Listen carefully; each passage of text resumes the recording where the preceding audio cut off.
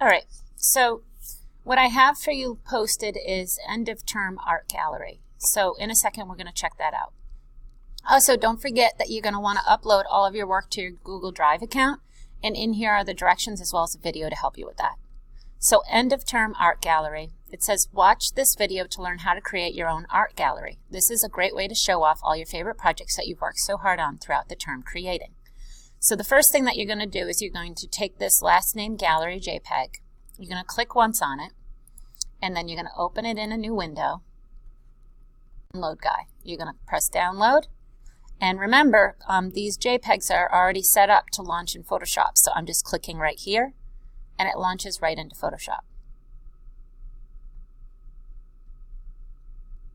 As soon as I have Photoshop open, I am going to do a file save as, and I'm going to navigate to desktop, my folder, and I'm going to name it Farrell, because that's my last name, and gallery, and press save.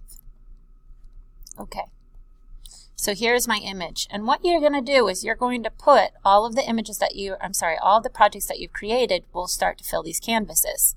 So you have 6 canvases, and if you have extra time, it would be really neat if you could put 2 here as well. So what you need to do first is do a file open and find a project that you liked. So I have nothing really finished in here because I haven't really done a lot. But do you see how this is tall portrait? So this might fit better in this frame versus a long landscape frame, whereas this might fit better in a long landscape frame. So I'm going to open up this one, and this is an image that I ended up painting. And the first thing that I need to do is I need to select all, which is Control A. There I have marching ants going around my image. Now I'm going to do Control C, which is copy, and I'm going to navigate to the project that I want to paste into, which is Farrell Gallery. I'm going to click on that tab, and here it is opening up, and I'm going to do Control V, which is paste, Victorious V. And it's absolutely huge. So I'm going to do Control T and Control 0. And I like to do Control 0 because it shows me the bounding box of the current image that I want to scale. I'm going to scale it slightly smaller than the actual gallery image. And I'm going to do Control 0 again to fit to page. Now what I'm going to do is I'm going to figure out which frame I would like this to go in. And I think I might want it to go into this frame. So now what I'm going to do is I'm going to get my corners lined up, so I need to make it a little smaller. And I hold the Shift key to keep that aspect ratio the same, and it doesn't look squished.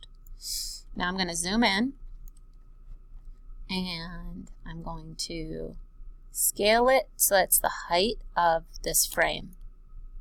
And I think that that's roughly the height of the frame. So now I'm going to press Enter, and I'm going to lower the opacity a little bit so I can see the other corners that I'm working with. Now what I'm going to do is I'm going to do Control T again, and I'm going to do a right click on it, and I'm going to go to Distort. And what Distort does is it allows me to take this painting, and it allows me to put all of these corners in where I would like. And you'll notice that I kind of squished this image a bit. So if that's something that you don't want to do, you could always scale it a little bit larger, like that. Press Enter, and then I could get a little fancy, and I could come to my background layer, use W for wand, and click on the white. Do you see how that selected this area? Well, if I go to this layer and I press delete, it's going to delete what I want to keep. So instead what I need to do is I need to select the opposite, and then do Control D. And now I have, let me put it back up to 100, I have this image. It also looks like it's pasted in, so what I could do is I could double click right here and also add a drop shadow. And I think what I actually need is the inner drop shadow. And I'm going to make it smaller so that it looks like it's a shadow that's set from the frame. So again, turn that on and off. Do you see how that makes it look nicer?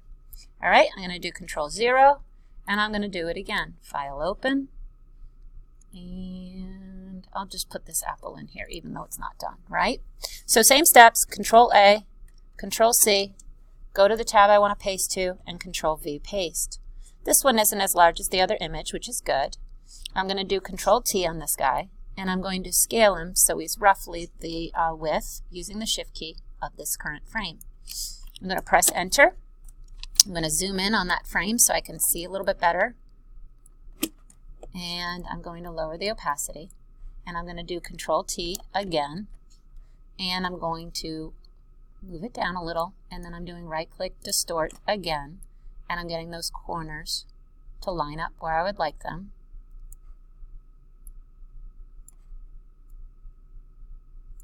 Press Enter, Control 0, pop it back up to 100, double click on it, get that inner shadow going, and it's remembering the preset from that one, so I don't need to adjust it again, and I'm pressing OK. I'm going to zoom in on that inner shadow so you can see. Again, that looks like it's flat pasted. This looks like it's actually something that was hanging on the wall.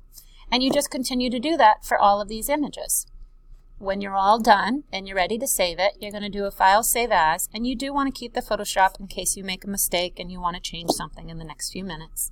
So I'm pressing Save to save my PSD. And then I'm doing a File Save As again, and I'm going to switch it over to my JPEG. And then it's Feral Gallery, add a JPEG. I'm going to save that one as well. Oh, it already exists, so I'm going to put a 2 at the end of it because I don't know what that other project is.